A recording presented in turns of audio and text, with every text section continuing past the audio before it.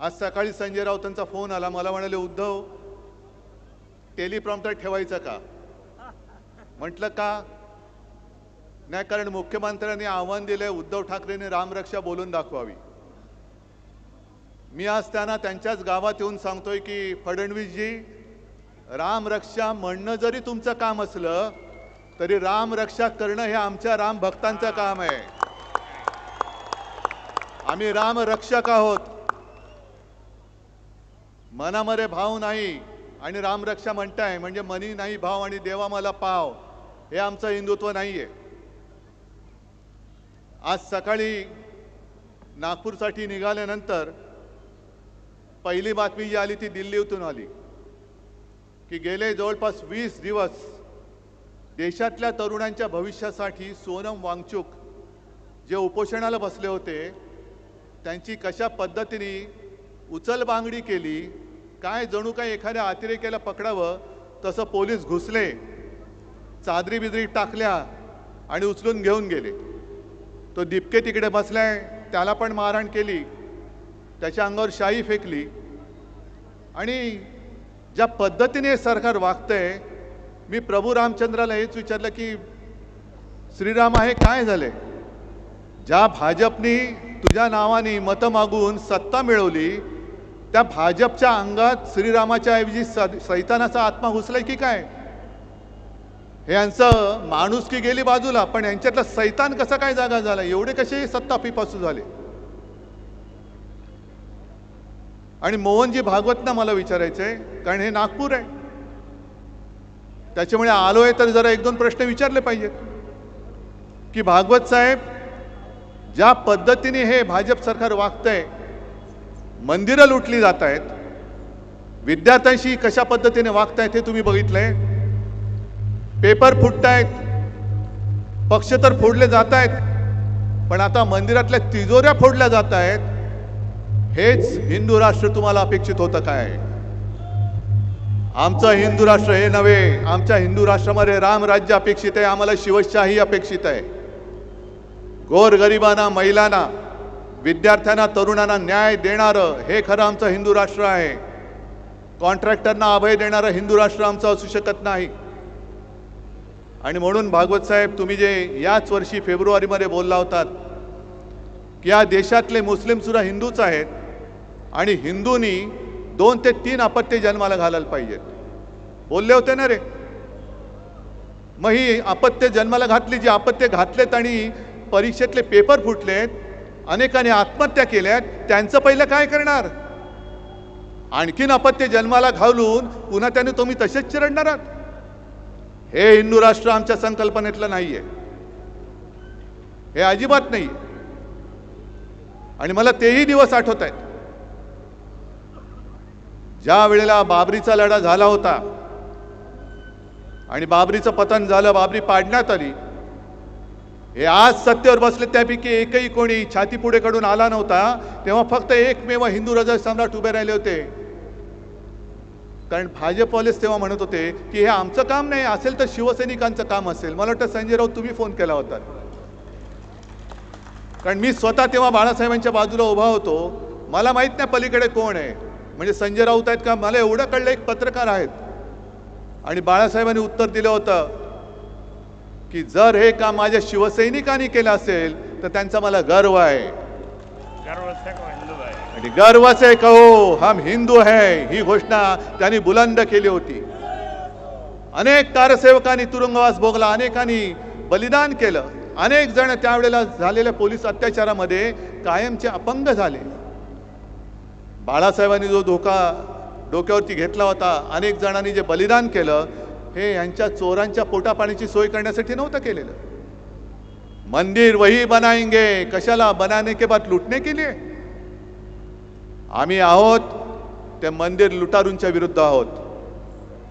फडणवीस साहेबांना सांगायची की आमची चेष्टा टिंगल मस्करी करण्यापेक्षा तुम्ही मंदिर लुटणाऱ्यांच्या बाजूने आहात की राम रक्षा करणाऱ्यांच्या बाजूने आहात ते पहिले स्पष्ट करा. हे आंदोलन म्हणजे राम रक्षा पाठ आहे की नाही बघण्याचं आंदोलन नाहीये.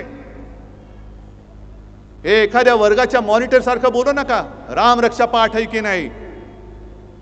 राम रक्षा म्हणजे आज जे आपण नेहमी म्हणतो की रामाने आपली रक्षा केली पाहिजे, आज राम भक्तांना रामाची रक्षा करण्याची वेळ या रामाच्या नावाने मत मागून सत्तेत आलेल्या भाजपच्या कारभारामध्ये आपल्याला करावी लागते.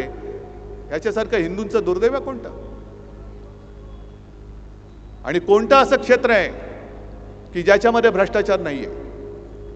केदारनाथच्या मंदिरात चोरी झाले, बद्रीनाथच्या मंदिरात चोरी झाले, उज्जैनमध्ये जमीन घोटाळा झालेला आहे, अयोध्येमध्ये जमीन घोटाळा झालेला आहे.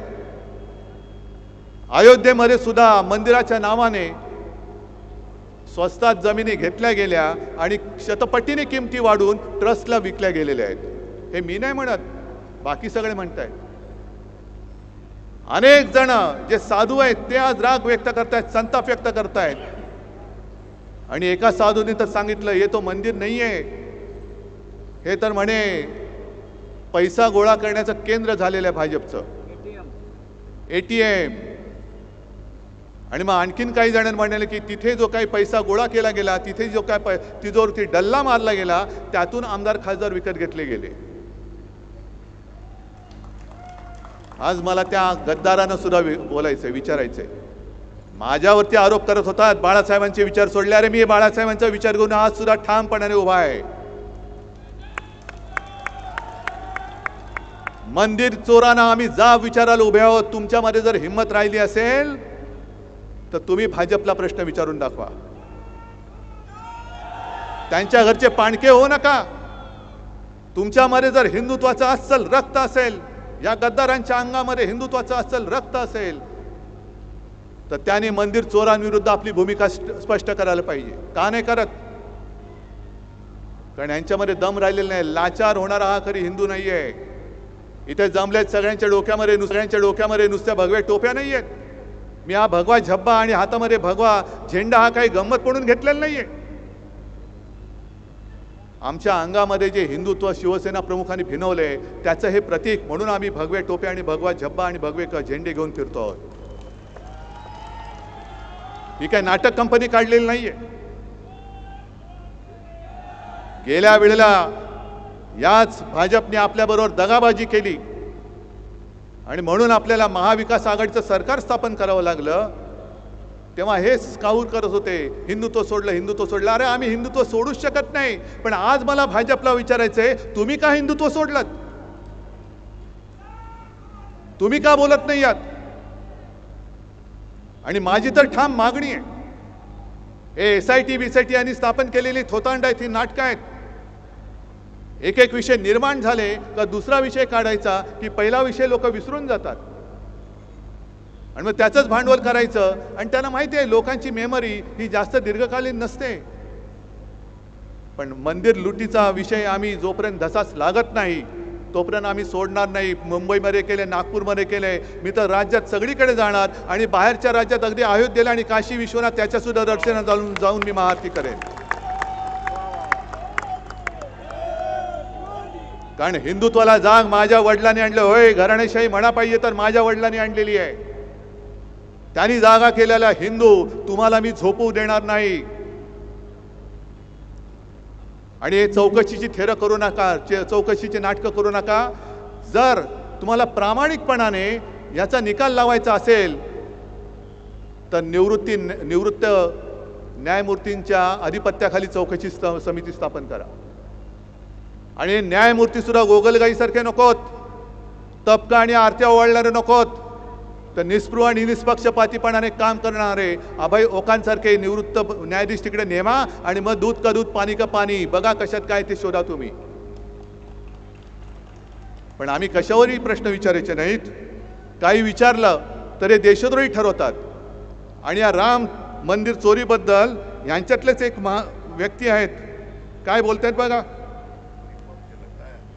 शायद उन्होंने श्रद्धा पूर्वक भाव के साथ भगवान के मंदिर में अर्पित नहीं किया होगा, इसलिए उनका पैसा चोरी ऐकू येते करे. हमारा पैसा चोरी नहीं हुआ, हमारा पैसा मंदिर में लगा है और मंदिर थोडक्यात सांगतो तुम्हाला. उत्तर प्रदेशचे हे विधानसभेचे अध्यक्ष आहेत सतीश महाना, आणि ते म्हणतायत की ज्यांनी सच्चे श्रद्धा काय भाव के साथ म्हणजे श्रद्धेने ज्यांनी पैसे दिलेले नाहीत त्यांचे पैसे चोरीला गेलेत, आमचे पैसे तसेच आहेत, आणि ज्यांचे पैसे चोरीला गेलेत असं वाटत असेल त्यांना माझ्यासारखे करोडो लोक पैसे द्यायला तयार आहेत. राम मंदिर ही तुमच्या बापाची जागीर नाहीये. आम्ही सुद्धा राम भक्त आहोत. आणि तुम्हाला सगळ्यांना लक्षात असेल की 2 वर्षापूर्वी 22 जानेवारीला अयोध्येमध्ये जेव्हा राम मंदिराचं लोकार्पण झालं होतं, मोदी बसले होते तिकडे. एकही शंकराचार्य त्यांच्या सोबत नव्हता. आणि तेव्हा आपण कुठे होतो? आपण नाशिकच्या काळाराम मंदिरामध्ये होतो. ज्या काळाराम मंदिराचा इतिहास असा आहे, डॉक्टर बाबासाहेब आंबेडकरांनी मंदिरात प्रवेश, हा राम तुझा नाही, हा राम माझा सुद्धा आहे, आणि त्याचं दर्शन घेण्याचा अधिकार हा माझा आहे, मला सुद्धा आहे, मला तो मिळालाच पाहिजे म्हणून सत्याग्रह केला होता. तेच ते राम मंदिर. आणि दुसऱ्या दिवशी 23 जानेवारीला मी जाहीर सभेत बोललो होतो, आम्ही जय श्रीराम जरूर बोलतो, जय शिवराय, जय श्रीराम, पण आम्हाला राम पाहिजे तो भाजप मुक्त राम पाहिजे. त्या आंदोलनाची सुरुवात आहे भाजपा मुक्त राम. आणि ही चोरी, हा दरोडा, हा केवळ दानपेटीवरचा नाहीये, तर हा दरोडा तमाम हिंदूंच्या भावनेवरती, तमाम हिंदूंच्या श्रद्धेवरती घातलेला या मंदिर चोरांनी घातलेला दरोडा आहे. आणि न्यायमूर्ती तुम्ही झालं पाहिजेत. या देशातला, या जगातला प्रत्येक हिंदू या चोरीबद्दल न्यायाधीश बनून त्यांनी न्याय निवाडा केला पाहिजे. अटल बिहारी वाजपेयी जे बोलले होते, जेव्हा एक दंगल झाली होती, मला वाटतं भिवंडीच्या आसपास, तेव्हा वाजपेयीजी बोलले होते की अब हिंदू मार नहीं खाएगा. मग मी आज तुम्हाला सांगतोय, तुम्ही कसे हिंदू झाले पाहिजेत? जे चोर आहेत त्यांना ठणकावून सांगा, अब हिंदू माफ नहीं करेगा. हिंदू नुसता जागा नाही, हिंदू आता पेटलेला आहे. आज आम्ही सगळ्यांना आमंत्रण दिले होते. देवेंद्र फडणवीसांना दिलं होतं, मोहनजी भागवतांना दिलं होतं, सगळ्यांना. अगदी काँग्रेसची लोक सुद्धा माझ्यासोबत आहेतच. खासदार आहेत, सुनील केदार आहेत, आणखीन कोण कोण आहेत बघा. मी हिंदुत्व सोडलं का यांनी हिंदुत्व धरलंय? हे राम म्हणजे कोणाची तुमची खाजगी मालमत्ता नाही हो. भाजपचे कोणी आहेत का इकडे? सगळे राम भक्त आहेत. भाजपचे कोणी आहेत? मग हिंदुत्व कोणी सोडलंय? मंदिर चोरांची बाजू घेणारा राम भक्त असू शकत नाही. म्हणून मला फडणवीसांना सांगायचंय की शब्दाचे खेळ करू नका. राम रक्षा येते की नाही? राम रक्षा स्तोत्र येत नसेल, पण मला रामाची रक्षा करायला येते, आणि ते केल्याशिवाय मी राहणार नाही, मागे नाही हटणार. जर तुम्हाला असं वाटत असेल की केवळ तुम्हाला राम रक्षा म्हणता येते म्हणून तुम्हाला मंदिराची चोरी क्षम्य आहे, अजिबात नाही. तिकडे लाखो करोडो हिंदूंच्या भावनांनी बांधलं गेलेलं ते मंदिर आहे. गावागावात शिवसेना प्रमुख फिरलेले आहेत, गावागावात शिवसैनिक फिरलेले आहेत. अनेक जणांनी अनेकांनी केसेस अंगावर घेतलेले आहेत, पोलिसांचा मार खाल्लेला आहे. छातीवरती वळ उठला तरी मागे न हटता अयोध्येला जाणारे आमचे शिवसैनिक आहेत.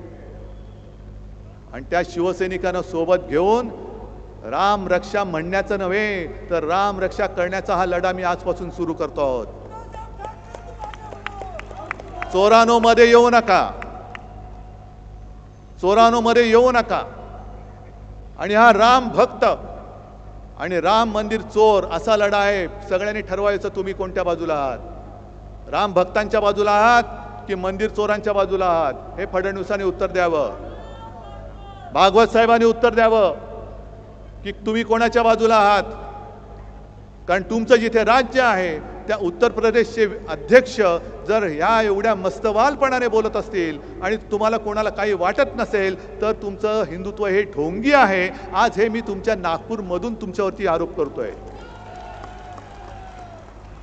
हा लढा जो आहे हा केवळ मुंबई नागपूर पुरता मर्यादित ठेवून चालणार नाही. जसं मी म्हटलं की मी सगळ्या प्रमुख शहरात जाणार आहे, इतर राज्यात सुद्धा जाणार आहे. तुम्ही जिथून जिथून आलात, ज्या गावातनं आलात, ज्या खेड्यातनं आलात, 5 असतील तर 5, 10 असतील तर 10, 25 तर 25, 50 तर 50, पण रामरक्षेचा हा लढा तुम्हाला गावोगावी खेडोपाडी नेलाच पाहिजे. कारण रामाच्या नावाने मतं मागितलेली ही लोक ज्या पद्धतीने वागतायत, शेतकऱ्यांची कर्जमुक्ती अजूनही झालेली नाही. जसा तो एक जमाना होता, मंदिर वही बनाएंगे लेकिन तारीख नहीं बताएंगे, तसं कर्जमुक्तीच्या बाबतीत होत चाललेलं आहे.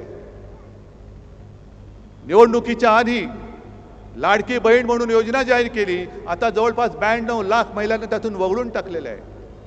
निवडणुकीच्या आधी ज्या महिलांना साडी देत होते त्या साड्या सुद्धा आता देणं यांनी रद्द करून टाकलेलं आहे. म्हणजे जेव्हा जेव्हा ज्याची गरज असते ती गरजेपुरतं वापरायचं आणि फेकून द्यायचं. आता तर प्रभू श्री रामाला सुद्धा फेकून द्यायला निघालेत. एवढे नीच राज्यकर्ते यापूर्वी मी कधी पाहिलेले नव्हते, आजपर्यंत मी कधी पाहिले नव्हते. पण कर्तव्य आपलं आहे. त्यांना जर असं वाटत असेल की आम्ही काही केलं तरी चालतंय, आम्ही चालू देणार नाही. आज सुद्धा बाळासाहेबांनी उभा केलेला कट्टर कडवट देशाभिमानी हिंदू हा तुम्हाला जाब विचारण्यासाठी तुमच्या समोर उभा राहिलेला आहे. आणि ज्याप्रमाणे आजच्या आंदोलनाला मी सर्व पक्षांना हाक दिली होती की पक्ष बाजूला ठेवा, हा हिंदुत्वाचा लढा आहे, तसंच उद्या आम्ही मुंबईमध्ये करतोय ते सोनम वांगचुक आणि अभिजित दिपके यांनी जो लढा तिकडे उभारलेला आहे त्या लढ्याला पाठिंबा देण्यासाठी मुंबईमध्ये मी उद्या आंदोलन करतोय. तुम्हाला सुद्धा शक्य असेल उद्या तुम्ही सुद्धा आंदोलन करा. जिथे जिथे तुम्हाला जे जे करता येणे शक्य आहे शांततापूर्ण मार्गाने ते ते करा. अनेकांनी मला विचारलं तुम्ही दिल्लीला जाणार का? म्हटलं जरूर जाईन, पण नुसता कोरड्या शब्दांनी त्यांचं मी समाधान करायला जाणार नाही. पहिले इकडे मी आंदोलन करेन, पहिले मी त्यांना इकडे पाठिंबा रस्त्यात उतरून दाखवेन आणि मग मी त्यांना भेटायला जाईन. कारण सोनम वांगचुक हे 20-25 दिवसापूर्वी, आता उपोषणाला 20 दिवस झाले, त्याच्या आधी 8-10 दिवस म्हणजे गेल्या महिन्यात ते घरी येऊन मला भेटून गेले. अभिजित दिपकेशी सुद्धा माझं बोलणं झालेलं आहे. आणि उद्याचं सुद्धा जे आंदोलन आपण मुंबईमध्ये करतोय तिथे सुद्धा आज या चॅनलच्या माध्यमातून मी सर्व पक्षाच्या सर्व भाषिकांना आवाहन म्हणजे विनंती करतोय की हा जो लढा आहे, जसा हिंदुत्वाचा मंदिर चोराविरुद्ध ढोंगी हिंदूंविरुद्ध आहे, तसाच उद्याचा लढा हा आपल्या देशाच्या भविष्य असलेल्या युवकांसाठीचा लढा आहे. मी तिथे जात पात धर्म मानत नाही. ज्यांना युवकांबद्दल आस्था आहे, ज्यांना ही दडपशाही चाललेली ती मंजूर नाही आहे, ते सगळेजण उद्या तिकडे यावेत. हे आमंत्रण मी आज ह्या चॅनलच्या माध्यमातून सगळ्यांना देतोय.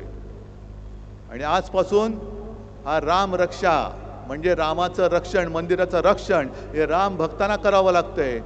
त्या लढ्याची सुरुवात होते. तयारी आहे तुमची? ही ठिणगी इकडे टाकलेली आहे. या ठिणगीचा वेगळा वणवा हा राज्यभर नेण्याचा, निदान विदर्भात नेण्याचं काम हे तुम्हाला करावं लागणार आहे. कारण हा विदर्भच नेहमी भरघोस मताने भाजपला निवडून आणून देत असतो. जर विदर्भाने त्यांचा पाठिंबा भाजपच्या मागणं काढला तर भाजप भुसकन खाली पडल्याशिवाय राहणार नाही. आणि का काढणार नाही? केवळ हिंदुत्व म्हणून नाही तर शेतकऱ्यांची फसगत होते, बहिणींची फसगत होते. आणि हिंदुत्वाचं ढोंग घेऊन सत्तेवर आलेली ही लोक यापुढे आम्ही तुम्हाला मत देणार नाही. आम्ही जय शिवराय आणि जय श्रीराम बोलणारे अस्सल कट्टर हिंदू आहोत हे दाखवून द्या आणि भाजपला त्यांची जागा दाखवून द्या, एवढीच विनंती करतो आणि आपली रजा घेतो. जय हिंद, जय महाराष्ट्र.